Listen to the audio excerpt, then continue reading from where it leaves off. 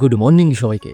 আমি কৌশিক আর তোমরা দেখছো কৌশিক বিশ্বাস ব্লগস। আমার আরো একটি নিউ মিনি ব্লগে তোমাদেরকে স্বাগত। আজ একটু সকাল সকাল বাজারে চলে এলাম, কারণ বাজার করে আমাকে পড়াতে যেতে হবে। মাছ বাজারে আজ প্রচুর মাছ এসেছিল, কিন্তু আমার নজর তো সেই ছোট মাছের দিকেই, তাই আমি একটু এই ছোট মাছ কিনে নিলাম। এর নামটা ঠিক জানা নেই আমার, কিন্তু খেতে ভীষণ টেস্ট। তবে এই মাছ আলু বড়ি বেগুন দিয়ে খেতে বেশি ভালো লাগে, কিন্তু আমি ফুলকপি নিলাম, কারণ ফুলকপির ডাটাগুলো দিয়ে আর একটা পদ রান্না করা যাবে। একটা ভাই খুব সুন্দর কথা লিখেছে, দাদা তুমি অনেক বড় হবে আমার বিশ্বাস, আর বড় হলে যেন তোমার ফার্স্ট 1000 সাবস্ক্রাইবারকে ভুলে যেও না। না ভাই, ভুলবো না। আমি একটা জিনিস খুব বিশ্বাস করি, কারা থাকবে সেটা তো আর আমরা জানি না, কিন্তু কারা ছিল আর কারা পাশে আছে সেটা মনে গেঁথে রাখা জীবনে চলার পথে খুব গুরুত্বপূর্ণ। বাড়িতে এসে দেখি মায়ের উঠোন ঝাড় দেওয়া এখনো সম্পূর্ণ হয়নি। আমাদের বাড়ির উঠোনটা অনেকটাই বড়, তাই সময়ও লাগে অনেকক্ষণ।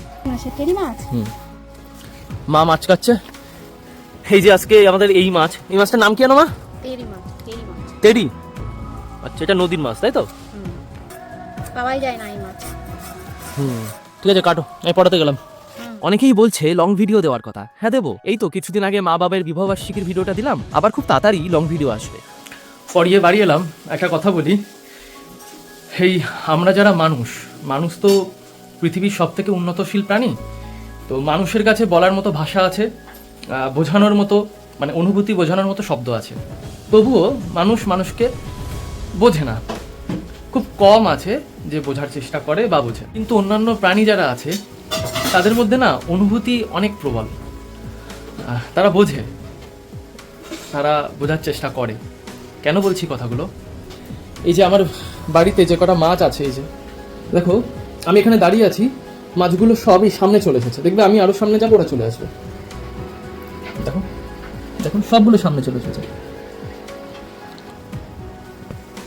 কারণ ওরা বুঝতে পারছে যে এখন হয়তো আমাদের খেতে দেবে। আমার ভাষা তো ওরা বুঝতে পারছে না, তাই না? কিন্তু এই ভাষা দিয়েই আমরা কতজনকে বোঝানোর চেষ্টা করি, কত কিছু বোঝানোর চেষ্টা করি, নিজেদের অনুভূতি বোঝানোর চেষ্টা করি, কিন্তু তারা বোঝে না বা বোঝার চেষ্টা করে না। যদি বুঝতো বা যদি বোঝার চেষ্টা করতো, তাহলে পৃথিবী আরও সুন্দর হতো, সম্পর্কগুলো আরও সুন্দর হতো, আরও গভীর হতো এবং আরও দৃঢ় হতো। যাই হোক, এদেরকে আমি খেতে দেবো। এরা বুঝতেই পেরেছে যে কাছে এসেছে, মানে হয়তো এবার খেতে দেবে। দেখো কত সুন্দরভাবে খাবে এরা। এই দেখো, আমি হাতে এখানে নিয়েছি তো, সবগুলো এখানে চলে এসেছে। এই দেখো, মা রান্না করছে ফুলকপি দিয়ে মাছ। সন্ধ্যাবেলা পড়াতে গিয়ে মাথাটা বেশ যন্ত্রণা করছিল। এই মাথা যন্ত্রণার ব্যায়ামও আমার একটু আছে।